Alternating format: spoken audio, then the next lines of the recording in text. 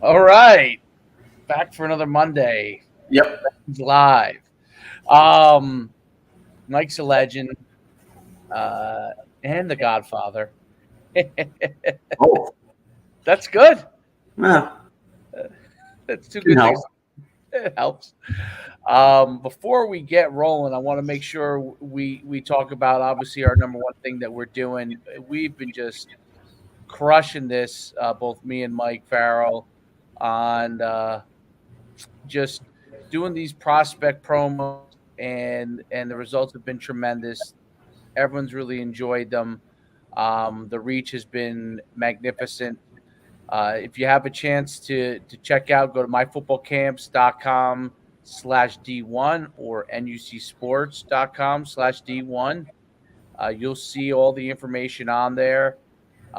We're even starting to add. We'll even add more of our videos on there that we're doing. But it's dynamic, and it is helping guys get noticed. So check that out. That's real important.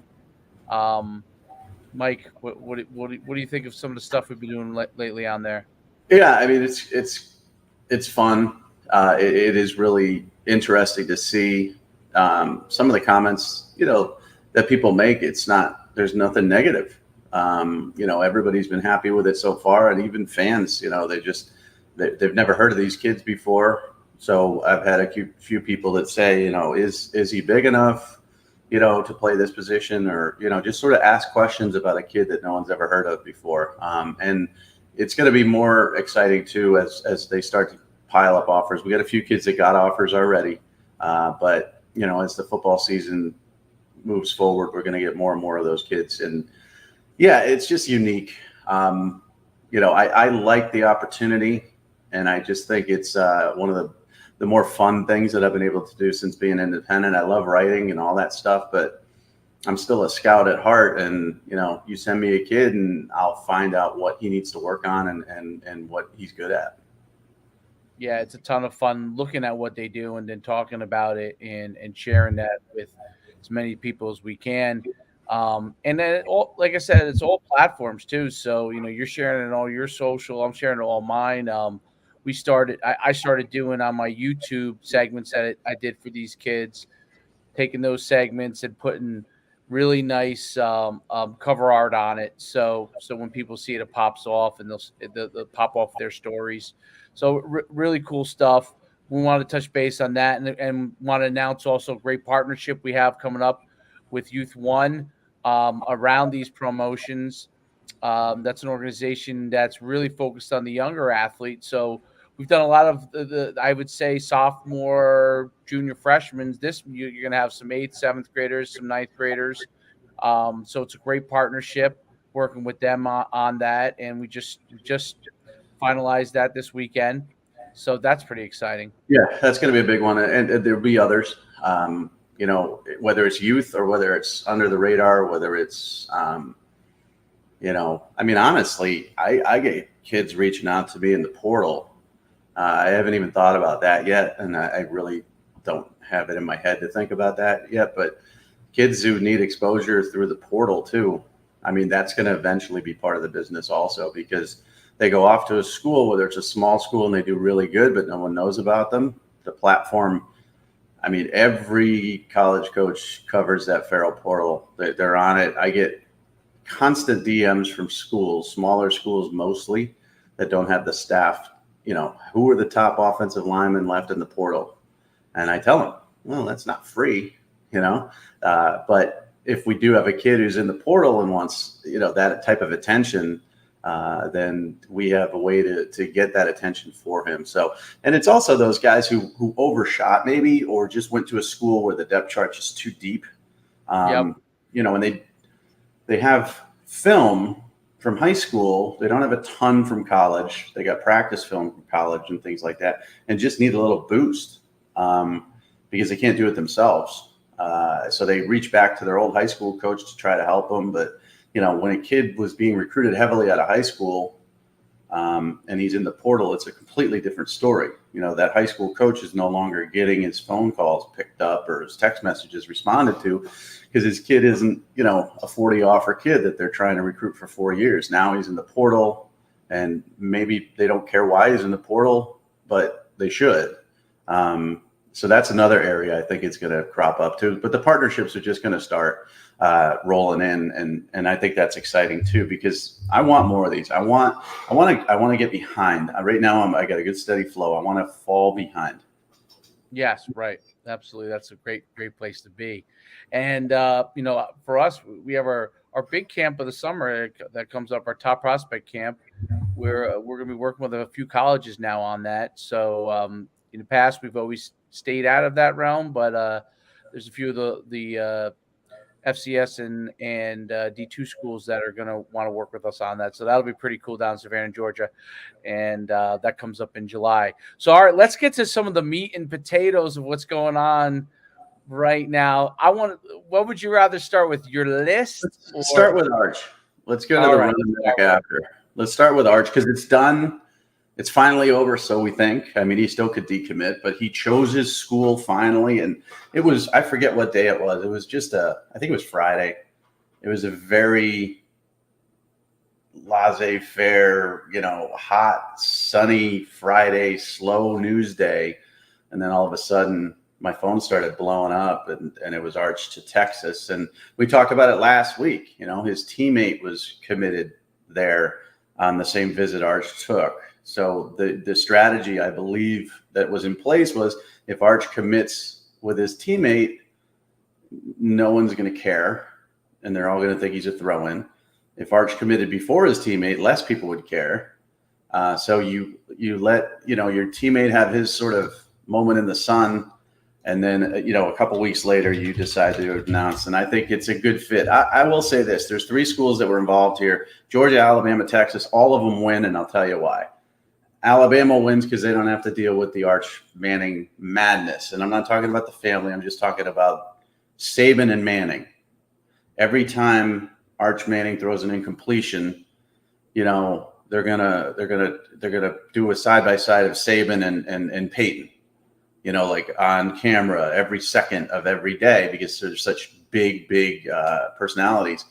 Kirby Smart, he doesn't need that Manning headache. There's a lot of attention and pressure that comes with that. And he already sort of mismanaged and fumbled the Justin Fields situation and still came out on top of the national championship. He doesn't need that.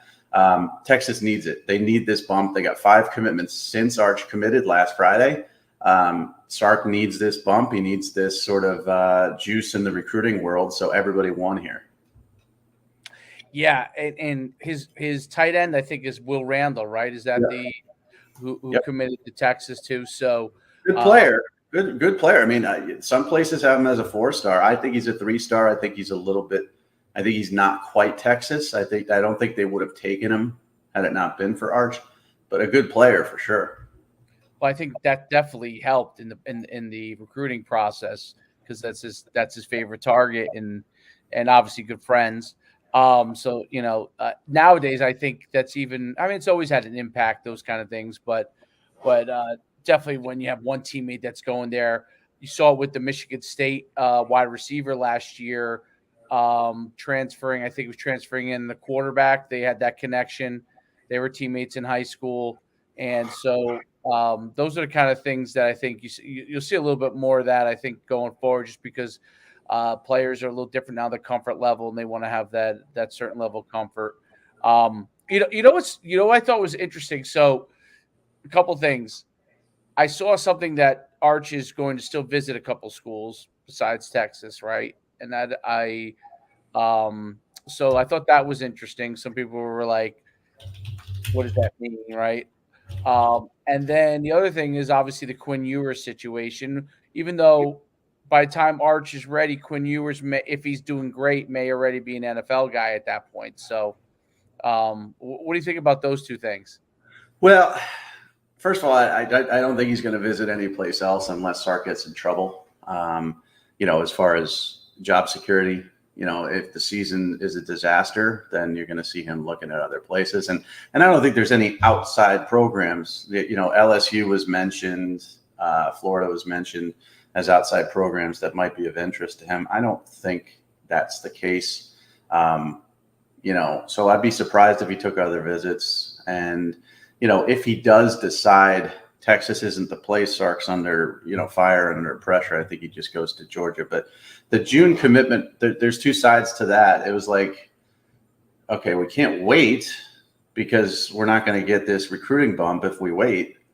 But we also commit in June to a school that last year lost to Kansas and everybody wanted Sark gone.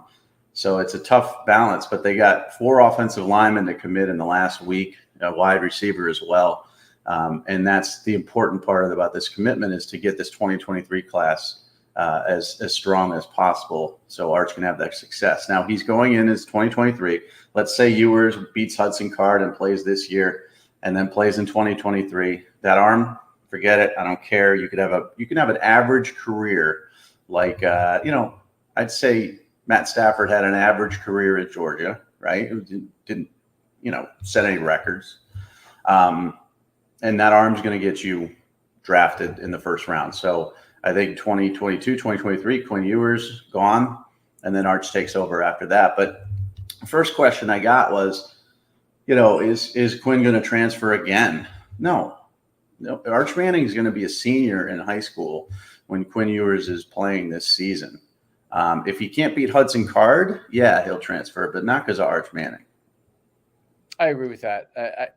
There's enough of a gap that if Quinn Ewers is starting, he's no doubt, and he's playing well, and then Texas is a good season in that short time frame. He'll be in the NFL, and even if Arch was sitting that first year, that's really 1 year just to kind of learn, and it's really not a big deal at all. So I agree with you on that. At first I thought that was going to be an issue, but now that I look at it, you look at the time frame and the spacing, if they're back to back, yeah, that could be an issue, but they're not. Right. So not really going to be an issue. So I think that's really, I mean, that was the hottest news by far. Yeah. And I want to talk. If before we get into that, if he wants back-to-back, he's worried about back-to-back, then he shouldn't be going to, like Malachi Nelson committed to Oklahoma when Caleb Williams was a freshman there. He didn't care. Malachi Williams is at USC, committed to USC now. He doesn't care who's there. That's the type of attitude you have to have. And I don't think Arch Manning cares either. Yeah, that makes a ton of sense. I agree with you 100% on that. 100%. All right, now your list, okay? And as you self-proclaim, not as hot as your your QB list for obvious reasons. More people care about the QBs, obviously. Right. Nothing to do with the list. Although I did see a couple of scorn comments that I get a good chuckle at, but as you would expect, a couple of people have the scoring. And for myself, some of these names down the list, I mean, I knew the quarterbacks, but some of these names on the list are you really did a great job of digging. It's a dive, man. It's a deep dive, and nothing's right, nothing's wrong about the list. It's just an opinion. The quarterback one, everybody knows who the quarterback is at every school, right? But when you don't know, that especially these group of 5 guys, I mean, half of this list, maybe a little less than half, are group of 5 guys that you may have never heard of. Lou Nichols, Central Michigan, is number 13 on the list. Rasheen Ali at Marshall. These are great football players that people don't know a lot about. Dwayne McBride, UAB, nobody knows him. Keaton Mitchell at East Carolina. So it's for the real geeks. But the debate at the top was one of the big things: Tavian Henderson versus Abijon Robinson. There were so many people that felt Abijon should be first. And listen, this is just like CJ Stroud and Bryce Young, man. I mean, I had Bryce Young 1, Stroud 2. You could flip them. I don't care. They're 1A, 1B to me. And then after that, the most of the complaints were, how can you have Jabari Small off the list from Tennessee? How can you have Zach Charbonnet, ahead of Tavian Thomas in the Pac-12? Or how on earth is Travis Dye, who transferred to USC, ahead of Charbonnet? And then, on and on. Zach Evans ahead of Tank Bigsby. How's that possible? There's a lot of discussion there. And then there's some uneducated people. I mean, someone told me that the returning Big Ten Player of the Year offensive player of the year is only 18th on your list, and that's Mo Ibrahim. And I'm like, he played one game last year. He's great, but he got hurt, and he's coming off a serious injury, and he has to, show that he's back. And he was not the player of the year last year. That was 2020, because you're not the player of the year who play one game. So even fans of like Minnesota who proclaim their fans don't know what they're talking about. And that's what's fun about the list, is like, it makes you feel smarter about yourself because there's so many idiots out there. No, I know Mo Ibrahim was on track to before the injury, and so you still have to see what happens. So, but he was, was the reason why that quarterback really had such a good year. Tanner Morgan, yeah. Yep. And he was tearing up Ohio State when he got hurt. Right, absolutely was. He's 100%. Great, but I don't know. I'm not a medical doctor. I'm not going to put him top 10 when he's coming off that injury. So there's some Jersey guys here too. Oh, yeah. So Jaylen Berger, which started out great at Wisconsin, but then Braylon Allen,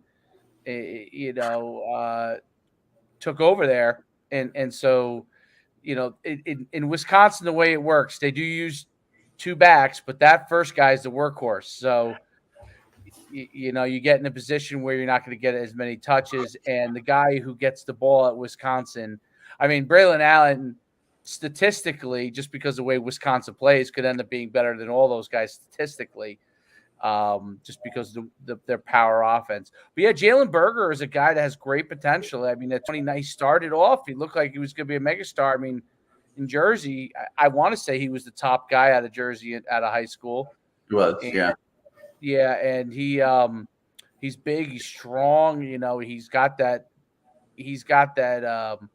pro style, big knee drive, running style that you see with a lot of the guys over history of the NFL that have been good backs. Just he's got to be able to do it, and he's going to hopefully get that opportunity to see if he can. And that's a good example, I think, of a lot of the opportunity of the transfer portal, because if there was no transfer portal, he'd be battling it out for possibly a losing position. So yeah, he had gotten a little bit of hot water there too with the coaches. Yep. And stuff. And they've got Eric Broussard from Colorado transferring in as well. So a lot of people were like, Berger's not even going to start. Broussard's going to be the guy. Why don't you have both of them on this list? Blah, blah, blah. And then why do you have Nick Singleton at 28? He hasn't taken a snap yet. But, this is also just like the Quinn Ewers on the quarterback list. He's just too good to not include. Like last year, I had Trevion Henderson on the list. He hadn't played it down. So, you have to put a Nick Singleton on there because I think he's going to be the starter at Penn State. But Patrick Garwo at 21 for BC is intriguing to me as well, because nobody knows who he is. Nobody's heard of him. And he is he's a beast and a monster. And he's ahead of bigger names like Eric Gray and Jalen Knighton and, some of these other guys that people have heard of.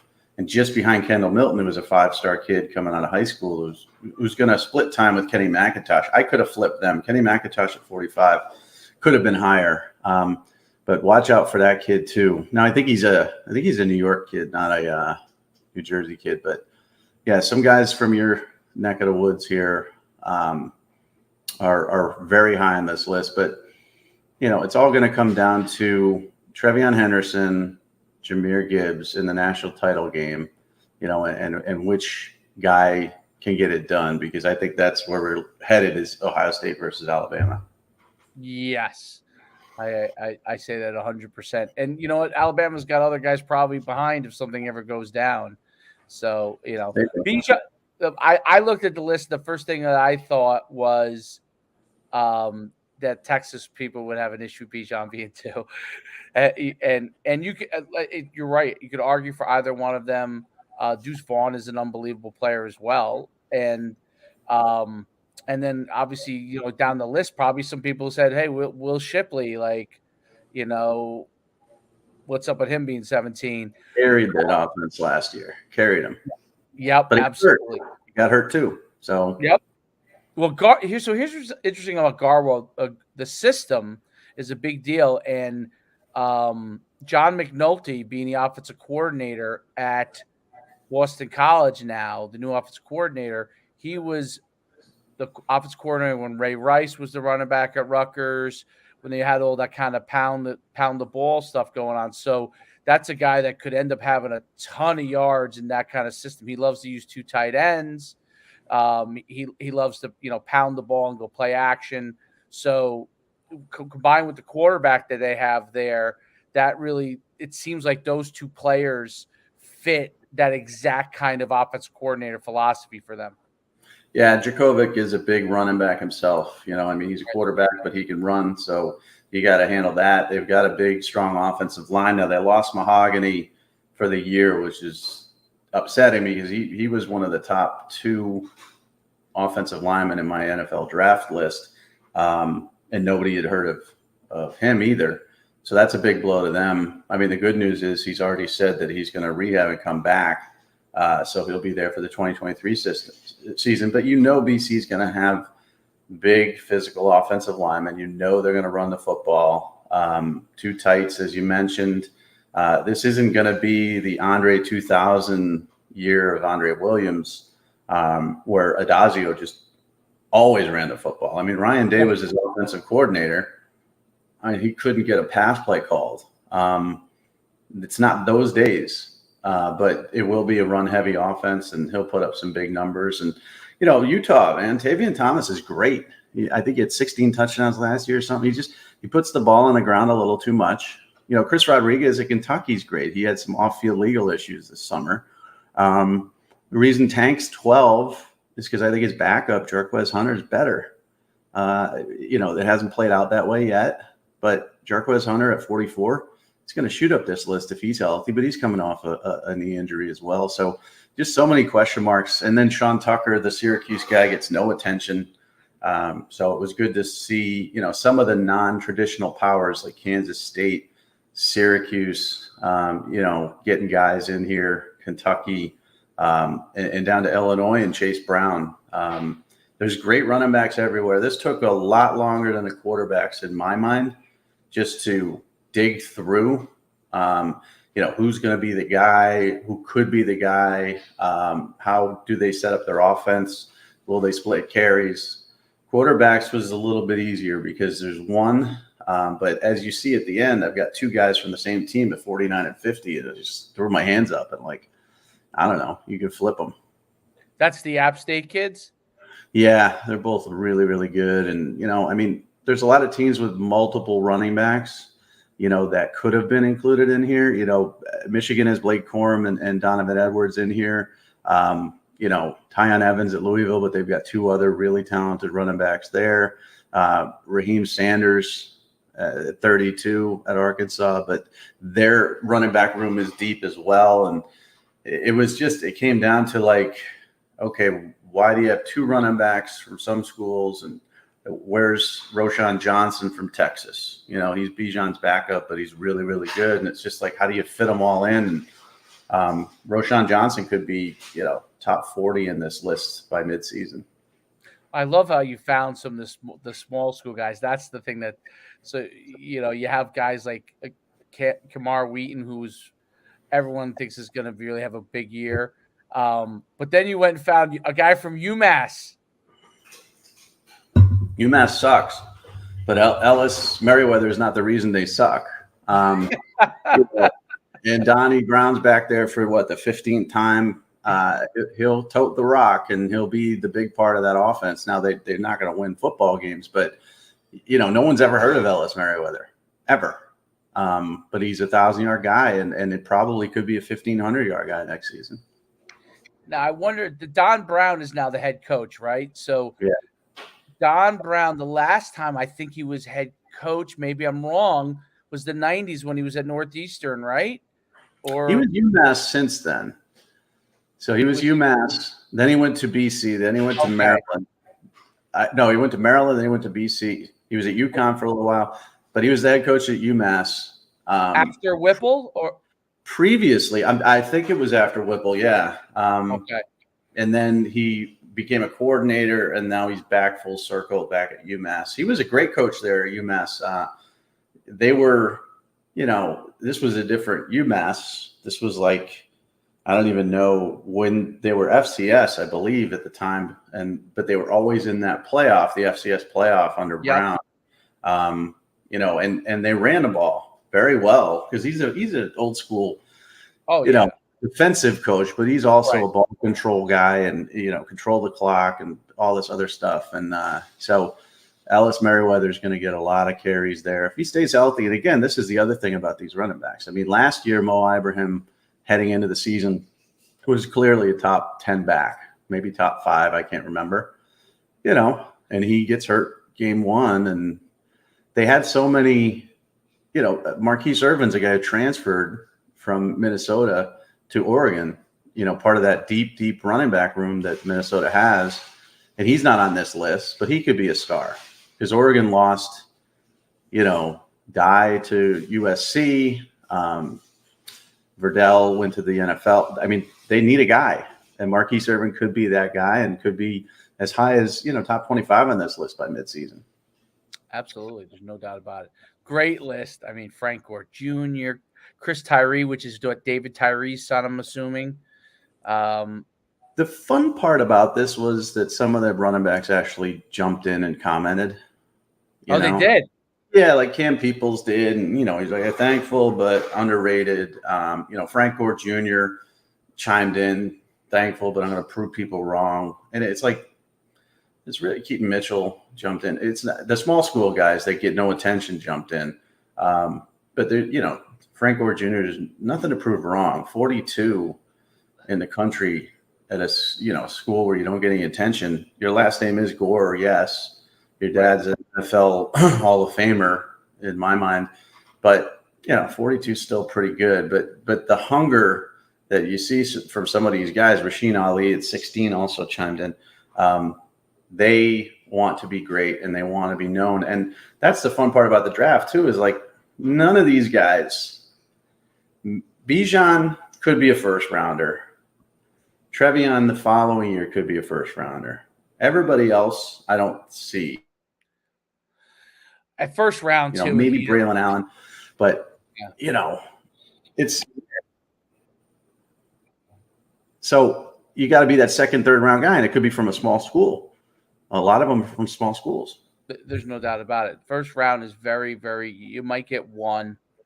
Now, I mean, nobody's – I don't see the value in even taking, running back at – that first round, or unless you're going to do it late in the first round, just because of the fact that there's so many great running backs, and at the NFL, they have a specific role most of them fill in the offense, unless you're on Tennessee with Derrick Henry or something like that, but they have a specific role.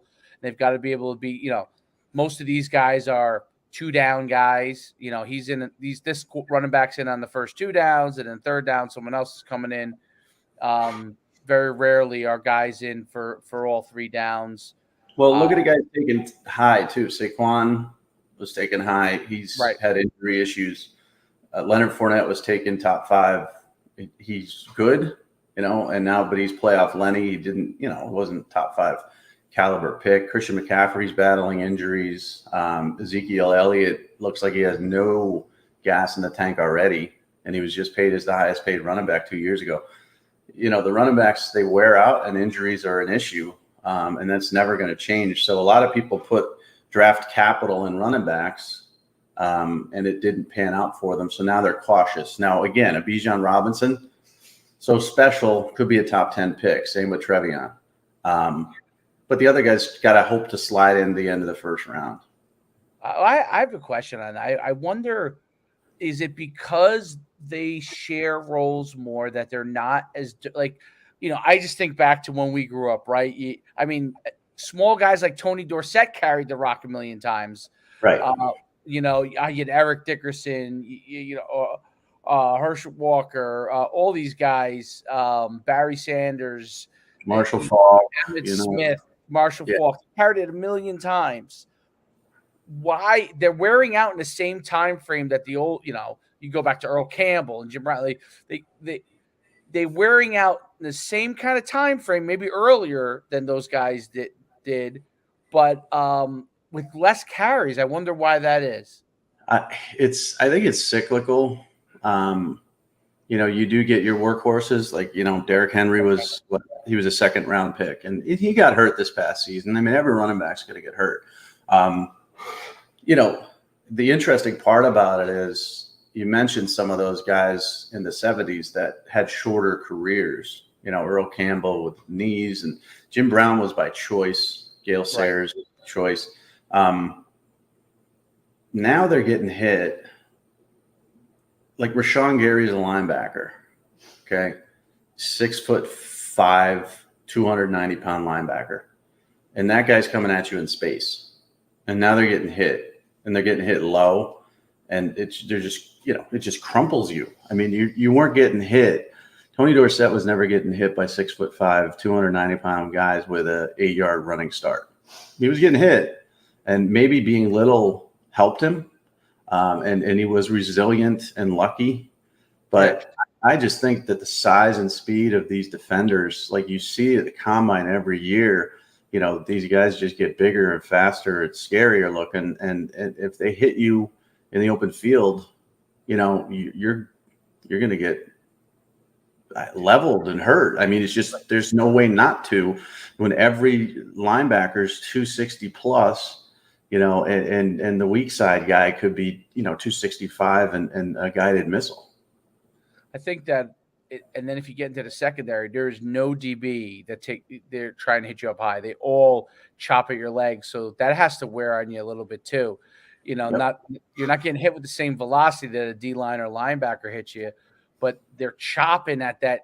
I mean, that's what they're taught. Like, go low, take him out. Well, these guys are so big and they run with such great leverage. Even Christian McCaffrey is a smaller back, is very difficult to tackle high. You're not going to go to Derrick Henry high. You're certainly not going to go to Leonard Fournette high. Saquon Barkley with those tree trunk legs, you'd think high would be good, but it's not. You go ankles and knees, and you're not trying to hurt them. You're just trying to get them down. And there's a lot more launching tacklers than there used to be formed. Back in the day, form tackle was important. The Jack Lamberts of the world, I mean, it'd square you up and wrap you up. Now it's just guys diving around. And if they hit you, great. If they don't, someone else will. And they're all diving low. But I think it's cyclical. I do think, for every Saquon that's had, injuries early in his career, there are, Adrian Petersons, right? Have long careers and Hall of Fame careers and have injury. He missed a whole season, with an ACL or part of a season and rehabbed real quick. It's just cyclical, and the NFL's cyclical about it too. I mean, they're willing to take as recently as 3 years ago, a running back in the top 5 if he's good enough. And I think this year with Bijan, you're going to see that as well. If a team at the top has that need and fit, and Bijan has a great season, they'll take him in the top 5 and roll the dice and hope he's, Derrick Henry or but the value of the second round, the Nick Chubbs of the world, that's where you make your money as an NFL player. And also, Nick Chubb went to Georgia, but some of these guys that are smaller school guys that have tremendous success in the NFL, you may have never heard of in college. Right. That makes a ton of sense. Really incredible stuff. That list is incredible. It's a food for conversation. Wide receivers this week on social media, and we'll talk about it next week. That you're going to get a lot of chiming in. Maybe more than quarterbacks. I think I will, because, there's just so many good wide receivers in college football. I got the top. It's just a debate immediately between Smith and Jigba at Ohio State and Addison now at USC and Xavier Worthy at Texas and Keisha Booty at LSU. That's the top. But when you get into the 26 to 50 range, it's going to be like, do I take Marvin Harrison Jr., who's going to be great, or do I take a group of 5 guy who is already great that no one's ever heard of? How many Ohio State wide receivers do I take? Like, they're loaded. Does Emeka Egbuka make this list? You know, Julian Fleming hasn't panned out yet, but he could have a monster year. So that's going to be, I don't know if it'll get as much attention as the quarterbacks, but it'll get a lot of hate. Oh, that's what I think you'll get. I think you'll get more hate on the wide receivers, and you might have some college wide receivers chiming in that are off the list that might say, "Hey, I did this," or you might have some guys that are 35 that are like, "I'm better than," because the wide receivers, they're such divas, though. Yes. The way they respond to stuff, they'll just reply, they'll quote tweet, and then they'll just put the laughing emoji like 5 times, right? You know, Xavier Worthy did that to me once. I forget what it was. I think I did a versus, who's better, Jordan Addison, Xavier Worthy, or something like that, right? When Addison was looking at Texas, and he just put up laughter. It's not even a comment. It's just laughter. And so you know what he means. He's 10 times better than Jordan Addison in his mind. They're such divas and they're such egos, more so than quarterbacks, that anybody who chimes in is probably just going to do a stupid emoji that says, "I'm an idiot." But I look forward to it. It'll be fun. Yep. That's also what makes them so good, too, I think. They have to. On the flip side of the divas, we could full circle back to the promotion. If you want to become a diva, let's remember the Jordy Nelsons and the Antonio Browns of the world that were no star guys that had no attention and had to get lucky. Jordy Nelson walked on as a safety at Kansas State. Antonio Brown was an undersized quarterback that Central Michigan took a shot at wide receiver. Those guys got no attention. They needed Hunter Renfrow. Hunter Renfrow, walk on. Those are, they got lucky and they're great, but they got lucky to be put in a position of great. And there's probably a few out there that need this promotion. And I hope there's one. I hope we look back in 5 years, like Cooper Kupp. There's a great example, right? Nobody wanted him out of high school. Had Cooper Kupp had the portal, first of all, he would have left early and been at a FBS school. But secondly, had he had the promotion, he might have bumped up to the group of 5 level. I mean, this is a dude who played FCS, and now he's the best receiver in the NFL. So, for every Stephon Diggs out there who was a 5-star that we knew about in 8th grade, there's a Cooper Kupp out there, and those are the ones that need to reach out to us now. And then we can look like geniuses when we promote them when they make it. I have one last question before we chime off, and it's totally unrelated. This is about quarterbacks. I see so many of these offers with quarterbacks that are like in 8th grade, and you probably have seen it too. Are those binding? Because I see some guys that had a ton of offers, and if that athlete, let's say a quarterback doesn't grow or they don't continue to develop, because I remember with David Sills. Remember David Sills, who obviously is in the NFL as a receiver now. He was always a great athlete, but he had the offers early on, like 7th, 8th grade, and then never. He still had some of the offers later on, but I think the USC offer went away. Ended up at West Virginia. Didn't really work out at quarterback when he moved to receiver because he was such a great athlete and he's smart and all that stuff. He ended up making a great transition, becoming a pro. But that would be my example of a guy who was way ahead of everybody probably at one point, and then people caught up. Is that how the college coaches view it? Because I know a lot of quarterback parents must have questions about those kind of things. There's no binding. They moved the written offers actually back a year, if you remember, like 6-7 years ago, which was such a dumb move. That was just by the NCAA.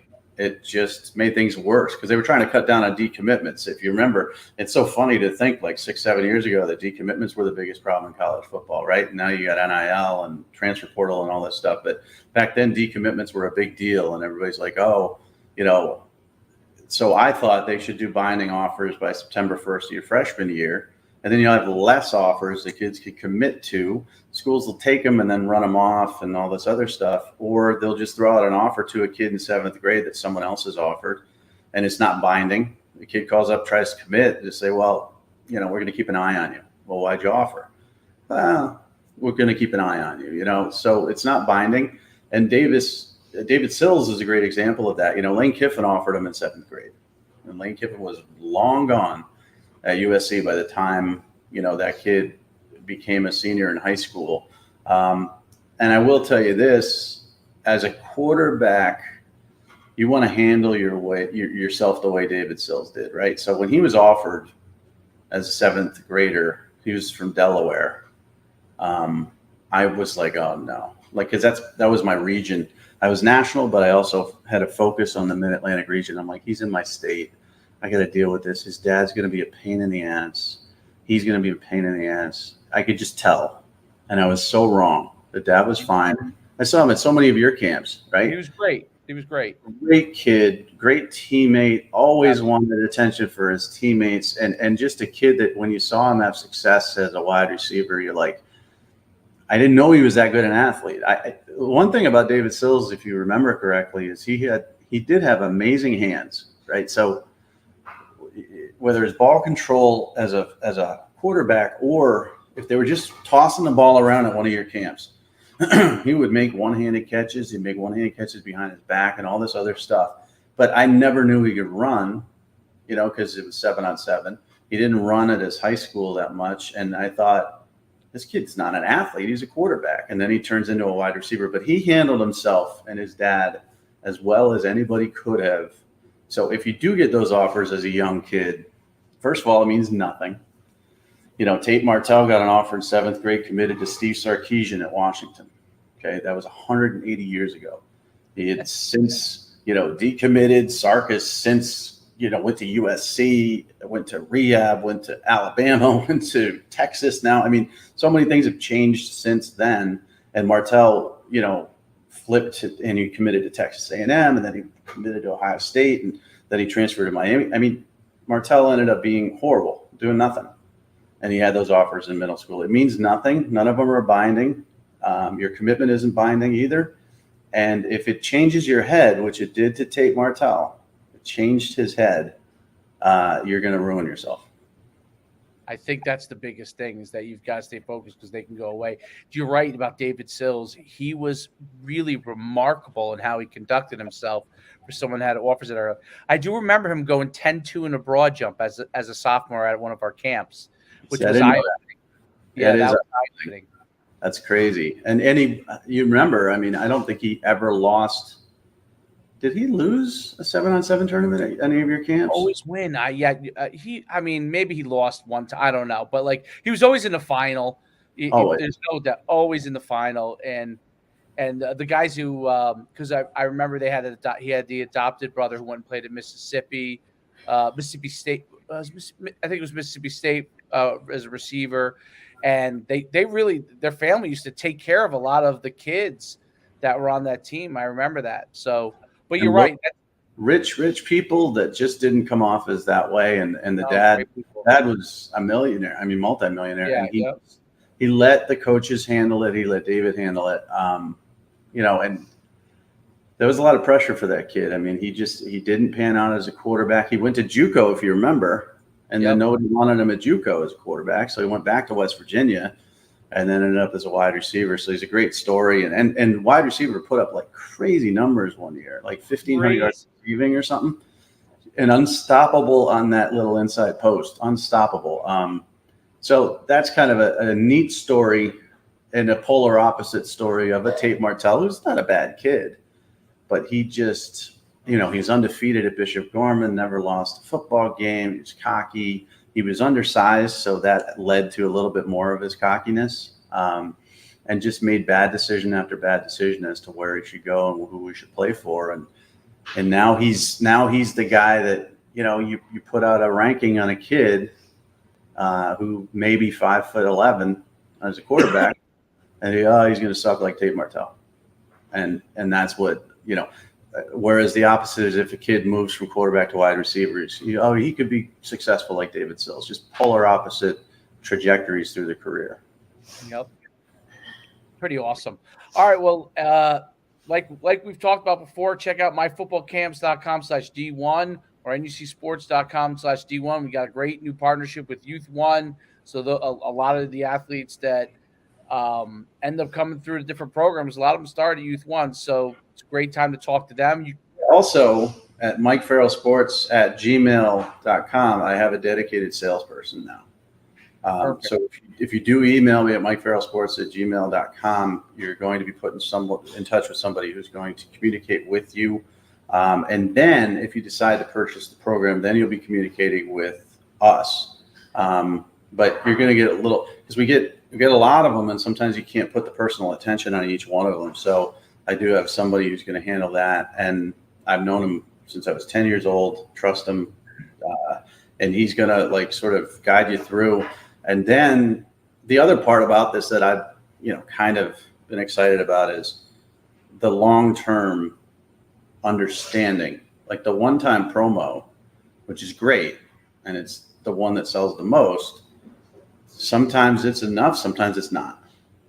And you got to regroup and look at it. And so we've had a couple of, quarterbacks that have gone from 1 time to 6 months, and we get to spend a lot more time with them. And DM them and say, hey, what's your next step? What film do you have? Workout film do you have? What 7-on-7 film do you have from the summer?